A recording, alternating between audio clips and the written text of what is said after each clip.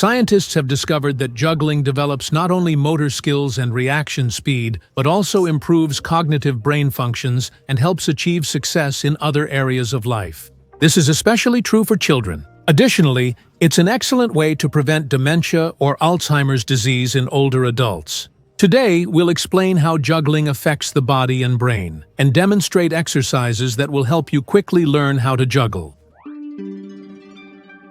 Scientists have proven that juggling increases the volume and density of gray matter in the brain, so the brain will actually grow a little bit. But that's not the only benefit. Juggling also enhances cognitive abilities, optimizes cardiovascular function, and improves hand-eye coordination, which is especially important for children. It develops the non-dominant hand, the left hand for right-handed people and the right hand for left-handed people. It improves balance, develops a sense of rhythm, which is certainly useful for those involved in music, dance, or sports. It relieves stress and boosts mood. By learning to juggle, a child gains invaluable experience in acquiring a skill through persistent practice. This builds purposefulness, self-confidence, and the ability to take on and solve complex tasks in the child.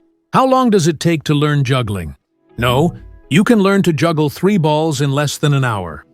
But the more objects involved in your trick, the more time it will take to learn it. The first trick that all future jugglers learn is called the 3-ball cascade. We'll use Jack Calvan's training system. He's a world record holder in juggling. Starting position: stand up straight, feet shoulder-width apart, relax your whole body, stretch your arms out in front of you with palms up. Arms are bent at the elbows at a 90-degree angle. Hold a ball in one hand. Start tossing it from one hand to the other and back again. Your task is to learn how to throw the ball so that it lands exactly in your other hand. Toss the ball up to a height just above your own height. The height should be the same for each throw. Notice that we mainly move our forearms and hands.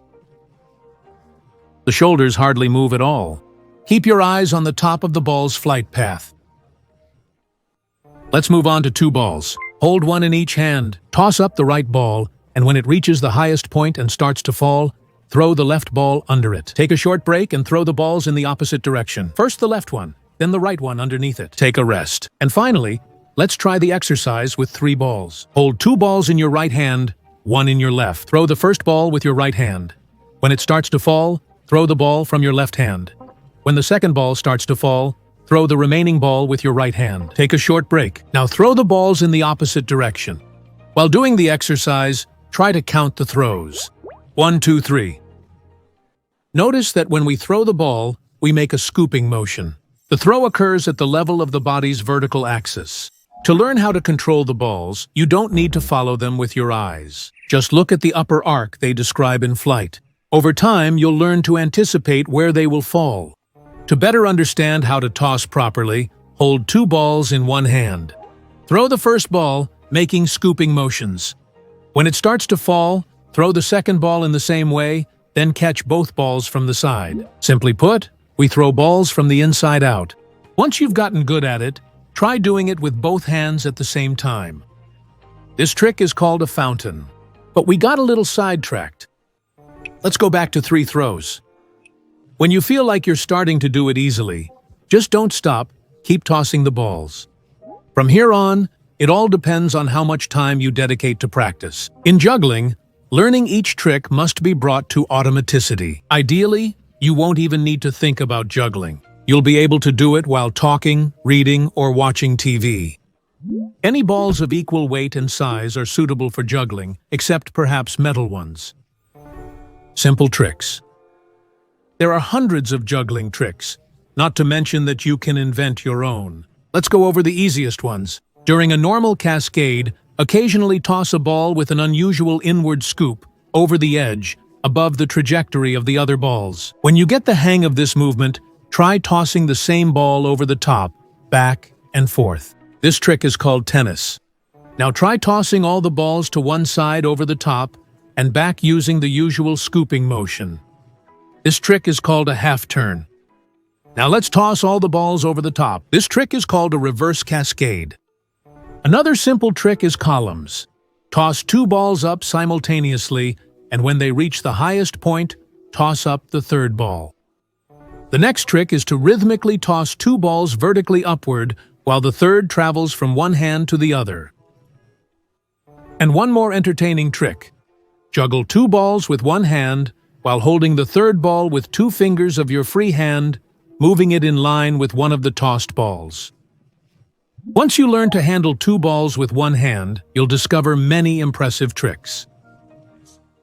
The more experience you gain in juggling, the more you rely not on sight, but on the sensation arising from the contact of your hands with the balls. Many experienced jugglers can perform blindfolded for several minutes. How easy is it to teach a child to juggle? There's a clever trick. First, teach your child to juggle with plastic bags or special lightweight juggling scarves instead of balls. They stay in the air longer, giving the child more time to get the hang of it. How to develop your brain through juggling. Once you've learned the cascade trick, don't stop there. Try new tricks. Juggle standing, sitting, lying down, while walking, vary the throwing height, and use different objects. This is the secret to developing your brain. As we know, the brain only develops when learning something new. So juggling is a very beneficial activity.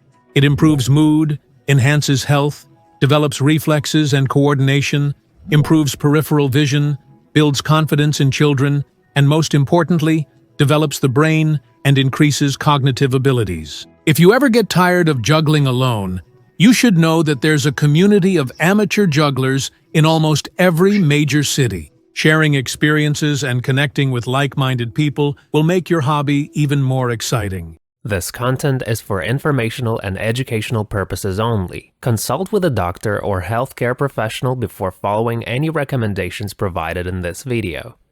Tell us about your experience in the comments and subscribe to our channel.